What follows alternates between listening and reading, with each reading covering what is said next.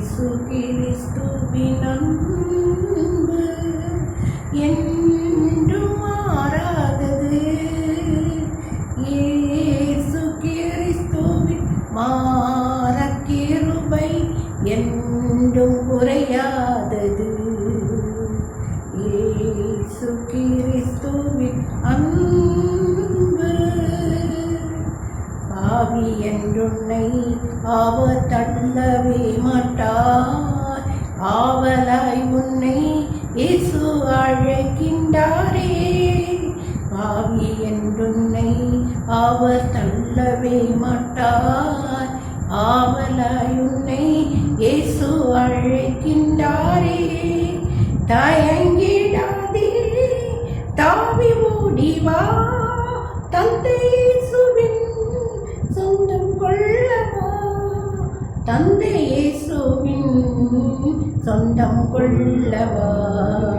இயேசு கிறிஸ்துவின் அன்பு. ஆம் பிரியமானவர்களே, ஆண்டவராகிய இயேசு கிறிஸ்துவின் அன்பு ஒருபோதும் மாறாதது. வேதம் சொல்லுகிறது, ஆண்டவராகிய இயேசு கிறிஸ்து நேற்றும் இன்றும் என்றும் மாறாதவராயிருக்கிறார் என்று சொல்லி. ஆகவே அவர் மாறாதவராயிருக்கிறபடினாலே அவருடைய அன்பும் மாறாதது என்பதை பரிசுத்த வேதம் நமக்கு சொல்லுகிறது. மார்க் எழுதின சுவிசேஷம் 1ஆம் அதிகாரம் 39-40 விதமாக சொல்லுகிறது. இயேசு கலிலேயா நாடெங்கும் அவருடைய ஜெப ஆலயங்களில் அவர் பிரசங்கம் பண்ணிக்கொண்டும் பிசாசுகளை துரத்தி கொண்டும் இருந்தார். அப்பொழுது குஷ்டரோகி ஒருவன் அவரிடத்தில் வந்து அவர் முன்பாக முழங்கால் படியிட்டு, உமக்கு சித்தமானால் என்னை சுத்தமாக்க உம்மால் ஆகும் என்று வேண்டிக் கொண்டார். தேவ பிள்ளைகளே, ஆண்டவராகிய இயேசு கிறிஸ்து தன்னுடைய 30வது வயதில் இருந்து தன்னுடைய சுவிசேஷ பணியை, நற்செய்தியின் பணியை மட்டுமல்லாமல் இந்த உலகத்தின் ரட்சிப்புக்கு ஏதுவான ஈடேற்றத்தை குறித்து ஒவ்வொரு இடத்திலும் சொல்லி அங்கும் இங்குமாக அலைந்து தேவ ராஜ்யத்தை ரகசியங்களை குறித்து சொல்லி வந்தார். அப்படி சொல்லி கொண்டு வரும்போது ஆண்டவராகிய இயேசு கிறிஸ்துவினுடைய ஒரு வேலை என்னவென்றால், அவர் சொல்லுவதோடு மட்டும் இல்லாமல் அந்த சொல்லுக்கு ஏற்ப இந்த உலகத்திலே இருக்கிற வியாதியஸ்தரை, குஷ்டரோகிகளை, மரித்தவர்களை, எல்லா விதமான பிணியாளிகளையும் அவர் ரட்சித்து சுகம் கொடுத்து அவர்களுக்கு ஆறுதல் பண்ணி அவர்களை அரவணைத்துக் கொண்டு வந்தார். அப்படி ஒரு நாள், அதாவது இன்றைக்கு 2000 ஆண்டுகளுக்கு முன்பதாக கலிலேயா நாட்டுப்புறத்திலே அவர் தனது பணியை ஆரம்பித்து நடத்தி கொண்டிருந்தார். அப்போது அவர் ஜெப ஆலயங்களில் பிரசங்கம் பண்ணி கொண்டிருந்தார். அப்படி பிரசங்கம் பண்ணும்போது அவருக்கு எதிர்பட்டு அவரிடத்தில் கொண்டு வருகின்ற பிசாசுகளை எல்லாம் துரத்தி கொண்டும் இருந்தார். அப்பொழுது அந்த வேளையிலே ஆண்டவராய் இயேசு கிறிஸ்துவுக்கு முன்பதாக ஒரு குஷ்டரோகி வந்தார். வந்து அவரிடத்தில் வந்து அவருக்கு முன்பாக முழங்கால் படியிட்டான். தேவ பிள்ளையே, அவன் வந்தவன் நின்று கொண்டு, இல்லை என்றால் ஏதாவது கை கட்டி கொண்டு காலை கட்டி கொண்டு நின்று கொண்டு எதுவும் சொல்லவில்லை. முழங்கால் படியிட்டான். வந்த மாத்திரத்திலே ஆண்டவராய் இயேசு கிறிஸ்துவுக்கு முன்பதாக முழங்கால் படியிட்டான். முழங்கால் படியிட்டு அவன் சொல்லுகிறான், ஆண்டவரே, உமக்கு சித்தமானால் என்னை சுத்தமாக்க உம்மால் ஆகும் என்றான். தேவ பிள்ளைகளே, தேவனுக்கு சித்தம் உண்டு என்பதை அவன் உணர்ந்திருந்தான். ஆனபடினால் தான் அவன் சொன்னான், ஆண்டவரே, உமக்கு சித்தமானால் என்னை சுத்தமாக்க உம்மால் ஆகும். என்னை சுத்தமாக்க உம்மால் ஆகும். ஆனால் உமக்கு சித்தம் இருந்தால் தானே என்னை சுத்தமாக்க முடியும் என்று சொல்லி, ஆண்டவரே, உமக்கு சித்தமானால் என்னை சுத்தமாக்க உம்மால் முடியும் என்று சொல்லி அவனை வேண்டிக் கொண்டான். இந்த வேளையில், இந்த கால வேளையிலே தேவ பிள்ளைகளை, இந்த கால வேளையில தேவ சமூகத்தில் வந்திருக்கிற நானும் நீங்களும் ஆண்டவருடைய சித்தத்தை உணர்ந்து அவருடைய சமூகத்தில் வந்து முழங்கால் படியிட வேண்டும். எப்போதும் கடவுளுக்கு முன்பதாக முழங்கால் படியிட வேண்டும். தேவ சமூகத்தில் முழங்கால் படியிட்டு, ஆண்டவரே, இந்த நாளுக்குரிய ஆசீர்வாதத்தை எனக்கு தாரும், இந்த நாளுக்குரிய ஆசீர்வாதமான எல்லா காரியங்களை எனக்கு செய்து தாரும் என்று அவருடைய சமூகத்தில் முழங்கால் படியிட வேண்டும். நாம் நம்மை தாழ்த்தும் போது நம்முடைய காரியத்தை அவர் பார்த்து நம்மை ஆசீர்வதிப்பார். முதலாவதாக அவன் செய்தது முழங்கால் படியிட்டான். அப்போஸ்தலர் நடவடிக்கைகள் புஸ்தகத்துல 9ஆம் அதிகாரத்துல 40வது வசனத்துல பேதுரு என்ற சீஷன் அந்த தொற்காள் என்ற தபித்தாள் என்றும் தொற்காள் என்றும் அழைக்கப்பட்ட ஒரு சீஷி மரித்து போனாள். அவளை குளிப்பாட்டி அறையிலே படுக்க வைத்திருந்தார்கள். அப்போது பேதுருவை அழைத்து வந்து அவளை உயிர்ப்பிக்கும்படியாக அவரை வேண்டிக் கொண்டார்கள் அந்த ஊர் மக்கள் எல்லாம். மேலும் அவள் யார் யாருக்கெல்லாம் உதவி செய்தாளோ அத்தனை பேரும், ஐயா பேதுருவே வாரும், இந்த சகோதரியை உயிர்ப்பியும், இவள் நன்மை செய்தவள் என்று சொல்லி கேட்டுக்கொள்ளும் போது பேதுரு என்ன செய்தார் தெரியுமா? முழங்கால் படியிட்டார் என்று போட்டிருக்கிறது. அந்த 9ஆம் அதிகாரம் அப்போஸ்தலர் நடபடிகள் 9:40 பேதுரு முழங்கால் படியிட்டு ஜெபம் பண்ணி பிரேதத்தின் புறமாய் திரும்பி தபித்தாளே எழுந்துரு என்றான். தேவ பிள்ளைகளே, தேவனுடைய சமூகத்திலும் தேவனுடைய ஊழியக்காரருடைய சமூகத்திலும் நாம் பணிந்து குனிந்து முழங்கால் படியிட வேண்டியது நம்முடைய கடமை. தேவ மனிதர்களுக்கு மத்தியிலே நாம் அசட்டையாய் இருக்கக்கூடாது.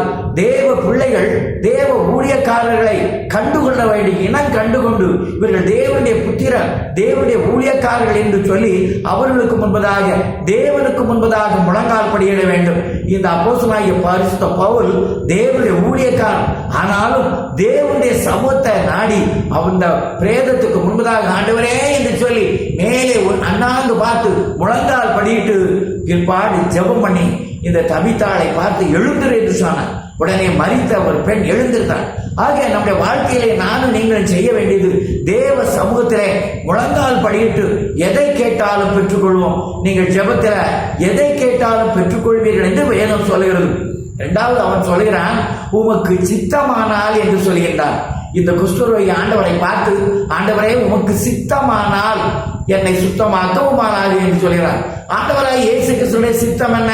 மத்தேயு 10ஆம் அதிகாரம் 8ஆம் வசனத்திலே அவருடைய சித்தத்தை குறித்து சொல்லப்பட்டிருக்கிறது. வியாதியஸ்தரை சுத்தமாக்குங்கள், குஷ்டரோகிகளை சுத்தம் பண்ணுங்கள், மரித்தோரை எழுப்புங்கள், இலவசமாய் பெற்றீர்கள், இலவசமாய் கொடுங்கள். கர்த்தருடைய சித்தமே சுகமாக்குவது, வியாதியஸ்தரை சுத்தமாக்குவது, குஷ்டரோகிகளை சுத்தமாக்குவது, மரித்தோரை எழும்ப பண்ணுவது. ஏனென்றால் இவைகளெல்லாம் ஆண்டவராகிய இயேசு கிறிஸ்து தம்முடைய சீஷர்களுக்கும் உலகத்திலே உள்ள அவருடைய ஊழியக்காரர்களுக்கும் இலவசமாய் கொடுத்திருக்கிறார். இந்த அதிகாரத்தை பிரயோஜனப்படுத்த வேண்டும். ஆகவே உமக்கு சித்தமானால் என்று கேட்கின்றார். அதனால்தான் இந்த 108 ஆம்புலன்ஸுக்கு ஏன் 108 ஆம்புலன்ஸ் என்று சொல்லி கலைஞர் பெயர் வச்சார் தெரியுமா? இலவசமாய் பெற்றதை இலவசமாய் கொடுங்கள், மக்களுக்கு இலவசமாய் கொடுங்கள். ஆகவேதான் 108 என்று பெயர் வைத்தார்கள். கலைஞர் இடத்தில் ஒரு ஆள் போய் கேட்டாங்களா, என்னையா 108 என்று பெயர் வைத்திருக்கீர்கள்? ஆமா, விவிலியத்தை போய் பார். மத்தேயு எழுதின சுவிசேஷம் 10ஆம் அதிகாரத்துல 8ஆம் வசனம் என்ன சொல்லி இருக்கிறது? அதை தான் இங்கே நம்முடைய தமிழ்நாட்டில் 108 வைத்திருக்கிறோம் என்று சொன்னார். தேவ பிள்ளையே, உனக்கும் எனக்கும் கர்த்தருடைய சித்தமே இலவசமாய் கொடுக்க வேண்டும். கர்த்தரிடத்திலிருந்து இலவசமாய் பெற்றோம், இலவசமாய் கொடுக்க வேண்டும் என்று நினைக்க வேண்டும். மூன்றாவதாக அந்த குஷ்டரோகி சொல்கிறான், என்னை சுத்தமாக்க உம்மால் ஆகும். அவனுக்கு ஆண்டவராய் இயேசு கிறிஸ்து மேல் ஒரு பலத்த அசைக்க முடியாத நம்பிக்கை. ஏனென்றால் லூக்கா எழுதின சுவிசேஷம் 19ஆம் அதிகாரம் 10ஆம் வசனம் சொல்கிறது, இழந்து போனதை தேடவும் ரட்சிக்கவுமே மனுஷகுமாரன் வந்திருக்கிறார். ஆண்டவராகிய இயேசு கிறிஸ்துவை குறித்து கேள்விப்பட்ட அந்த குஷ்டரோகி, இவர் இழந்து போனதை தேடவும் ரட்சிக்கவுமே வந்தார் என்பதை நான் நம்புகிறேன், விசுவாசிக்கிறேன் என்று சொல்லி, ஆண்டவரே உம்மை சுத்தமாக்க, என்னை சுத்தமாக்க உம்மால் ஆகும் என்றான். இப்பேற்பட்ட ஒரு விசுவாச நம்பிக்கை அவனுக்கு இருந்தது. நான்காவதாக ஆண்டவராகிய இயேசுவை பார்த்து சொன்ன மாத்திரத்திலே இயேசு மனதுருகி கையை நீட்டி, எனக்கு சித்தம் உண்டு, சுத்தமாகி என்றார். தேவ பிள்ளையே, நீ அவருடைய சமூகத்தில் உன்னை அர்ப்பணிக்கும் போது, நீ உன்னை ஆண்டவருடைய சமூகத்தில் தாழ்த்தி அர்ப்பணிக்கும் போது அவர் மனதுருகிறவராய் இருக்கிறார். அவர் மனதுருகிற தெய்வம் ஆண்டவராகிய இயேசு கிறிஸ்து எப்போதும் மனதுருகிறவர். அவர் பாவிகளின் மேல் சினம் கொள்ளுகிறவர் அல்ல, பாவத்தின் மேல் சினம், பாவத்தை வெறுக்கிறார், ஆனால் பாவியை சிநேகிக்கிறார். ஆனபடினால் தான் எனக்கு சித்தம் உண்டு, நீ சுத்தமாக என்று சொல்லி அவனுடைய மேலே நீட்டி, கையை நீட்டி அவனை தொட்டு, எனக்கு சித்தம் உண்டு, நீ சுத்தமாகின்றார். தேவ பிள்ளையே, யோவேல் என்ற தீர்க்க தரிசன புஸ்தகம் 2ஆம் அதிகாரம் 13ஆம் வசனம் சொல்கிறது, அவர் இரக்கமும் மனதுருக்கமும் நீடிய சாந்தமும் மிகுந்த கிருபையும் உள்ளவர். அவர் தீங்குக்கு மனஸ்தாபப்படுகிறவருமாயிருக்கிறார் என்று. அன்புள்ள தேவ ஜனமே, இந்த நாளிலும் கூட அவர் இரக்கமுள்ளவராயிருக்கிறார். உன்னுடைய கஷ்டங்களை, கவலைகளை, இக்கட்டுகளை, பிரச்சனைகளை, வியாதிகளை எல்லாவற்றையும் அவருடைய சமூகத்தில் சொல்லு. அவர் உன்னை ஒருபோதும் கைவிட மாட்டார். கைவிடாமல் எனக்கு சித்தம் உண்டு சுத்தமாக என்று சொல்லி அவருடைய மனதுருக்கத்தை உண்மையில் காட்டுவார். இப்படியாக தேவ பிள்ளையே அப்படி சொன்ன மாத்திரத்திலே உடனே குஷ்டரோகம் அவனை விட்டு நீங்கிற்று, அவன் சுத்தமானான் என்று சொல்லி மார்க்கு 1:42 பார்க்கிறோம். ஏனென்றால் வேதம் சொல்லுகிறது, அவர் சொல்லாகும், அவர் கட்டளையிட நிற்கும். வேதத்திலே உள்ள ஒவ்வொரு வார்த்தைகளும் மாறாது. அவர் சொல்ல ஆகும், அவர் கட்டளையிட நிற்கும். இந்த அண்ட சராசரங்களையும் அவர் சொல்லால் படைத்தார். ஆதியாகமத்தை பார்ப்போமேயானால் உண்டாக கிடவது என்று சொல்லி உலகத்தையும் எல்லாவற்றையும் உண்டாக்கின கர்த்தர் உன்னை பார்த்து உனக்கு சுகம் உண்டாகட்டு என்றார். உன்னை பார்த்து உனக்கு சௌக்கியம் உண்டாகட்டு, உனக்கு குணம் உண்டாகட்டு, உனக்கு சந்தோஷம் உண்டாகட்டு, சமாதானம் உண்டாகட்டு என்று சொன்னார். அப்படியே ஆகும் தெய்வ பிள்ளையே. இப்படி அவன் சுகமான பிற்பாடு ஆண்டவர் சொல்லியிருந்தார், எப்பா நீ சுத்தமாயாச்சு, அதனால மோசே கட்டளையிட்டபடி நன்றி பலி செலுத்து என்று சொல்லுகின்றார். காணிக்கை செலுத்து, ஆலயத்துக்கு போய் என்று சொல்லுகின்றார். எங்கு செலுத்த வேண்டும்? பலிபீடத்தின் முன் செலுத்த வேண்டும். ஆலயத்தில் பலிபீடம் இருக்கிறது, ஆகவே பலிபீடத்தில் போய் காணிக்கை செலுத்து என்றார். இப்படி சொன்னவர் உலகத்தின் பாவத்தை சுமந்து தீர்க்க என்றார். இந்த உலகத்திலே 2000 ஆண்டுகளுக்கு முன்பதாக வந்தார். பாவத்தின் சம்பளம் மரணம், நம்முடைய கர்த்தராகிய இயேசு கிறிஸ்துவினால் உண்டாவதோ நித்திய ஜீவன் என்று ரோமர் 6:23 சொல்லப்பட்டிருக்கிறது. இலவசமாய் இயேசு கிறிஸ்துவின் கிருபையினாலே அவருடைய மீட்பை கொண்டு நீதிமான்கள் ஆக்கப்பட்டிருக்கிறோம். நீங்களும் நானும் இந்த குஷ்டரோகி விசுவாசித்தது போல நாமும் ஆண்டவராய் இயேசு கிறிஸ்துவை விசுவாசித்து, ஆண்டவரே நீர் கல்வாரி சிலுவையிலே இரத்தத்தை சிந்தினீரே, அந்த இரத்தம் என்னுடைய பாவத்தையும் சாபத்தையும் நீக்கும் என்று நான் விசுவாசிக்கிறேன் என்று சொல்லி அவர் மேல் விசுவாசம் உள்ளவர்களானால் இலவசமாய் இயேசு கிறிஸ்துவின் கிருபையினாலே அவருடைய மீட்பை கொண்டு நீதிமான்கள் ஆவீர்கள். நீதிமான் ஆகும்போது உடைய பாவம், சாபம், ரோகம் எல்லாம் நீங்கி போகும். இந்த மீட்பு விசுவாசத்தினால் உண்டாகும் என்பதை நம்பினால் நீ செழிப்பாய், உன் வாழ்வு செழிக்கும். இந்த நாட்களிலே இந்த இலவசமான மீட்பு சிலுவையிலே இயேசு கிறிஸ்து 2000 ஆண்டுகளுக்கு முன்பதாக சிந்தின இரத்தத்தினால் உண்டானது. ஆனபடினாலே நீ அவரை நோக்கி பார், ரட்சிக்கப்படுவாய். சிறு விசுவாசத்தோடு, ஆண்டவரே நீர் சிந்தின இரத்தம் என்னை கழுவட்டும், என்னை பரிசுத்தப்படுத்தட்டும், என்னை மீட்கட்டும், என்னை பரிசுத்தமுள்ளவராக மாற்றி என் பாவ சாப ரோகமெல்லாம் நீக்கும் என்று கேட்கும் போது அவரை சுத்தமாக்குவார், உன்னை ஆசீர்வதிப்பார், நீ சுகித்திருப்பார். சந்தோஷமும் சமாதானம் உன்னை நிரப்பு என்பதற்கு சந்தேகமில்லை. ஜெபிப்போமா?